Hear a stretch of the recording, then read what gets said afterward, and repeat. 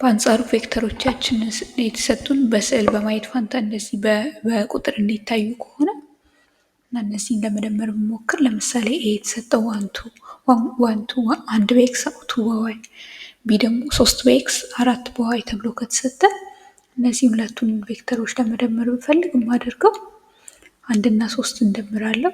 አንድ አይነቶቹ ከዛ ደግሞ ከታች ያሉትን 2 እና 4 አድርጌ እደምራለሁ። ይኸው 1 ሲደመር 3 4 2 ሲደመር 3 6 ይሰጠኛል እና ይሄ ትርጉሙ 4/6 አይደለም ግን በኤክስ አቅጣጫ 4 በዋይ አቅጣጫ 6 እርምጃ የተሄደ ማለት ነው። በኤክስ አቅጣጫ 4 በዋይ አቅጣጫ 6 ሄዶ እንደዚህ የደረሰ ቬክተር እያሰብኩ ነው ማለት ነው። እና እንደዚህ በዚህ መልክ ደምራቸዋለሁ። ልቀንስም ካልኩ በተመሳሳይ አንድ አይነቱን ከአንድ አይነቱ ጋር በማድረግ ከላይ ያለውን ከላይ ካለ ጋር 1 ሲቀነስ 3 አደርጋለሁ። ከታች ደግሞ 2 ሲቀነስ 4 ያገኛል። ኤ ማይነስ ቢ 1 ማይነስ 3 እና 2 ማይነስ 4 ሰጥቶኛል። እዚህ ይሄም ሲቃለል ከአንድ ላይ 3 ኔጌቲቭ 2 ከሁለት ላይ 4 አሁን ኔጌቲቭ 2 ይሰጠኝና እንደዚህ ተደርጎ ይቀመጣል ማለት ነው። እና እንደዚህ አድርገን እንደምራለን ወይም እንቀንሳለን። ለማባዛት ደግሞ ከፈለግን ለምሳሌ እንበልና ልበላ በምናባዛበትን ቁጥር በ3 ብናባዛ ወይም 3 እዚህ ጋር ስለተጠቀምን በ5 ብናባዛ እና ኤ የሚለውን ቬክተር ከሆነ በ5 ያባዛሁት እዚህ ደግሞ ኮፍያ ያላቸው ሁሉም ቬክተር ስለሆኑ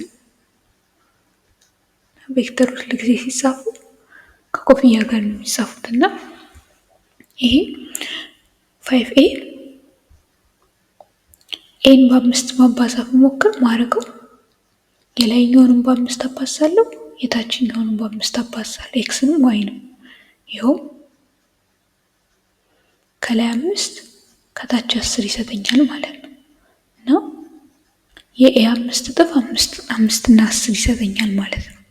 5 በኤክስ 10 በዋይ በአንጻሩ የተሰጠኝ ቁጥር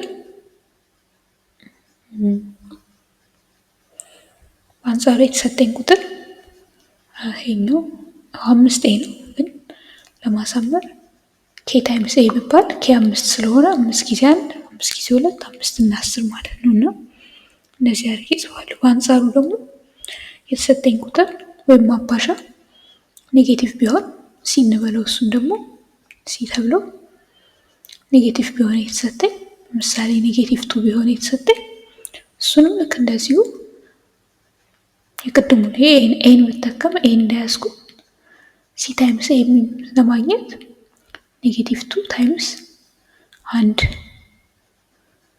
አሁንም ታችም ጋር ሄጄ ኔጌቲቭ 2 ታይምስ 2 አድርግና የእሱ ውጤት ከላይ ኔጌቲቭ 2 ከታች ደግሞ ኔጌቲቭ 4 ይሰጠኛል እና በዚህ መልክ ሲ ታይምስ ኤን አገኘው ማለት ነው።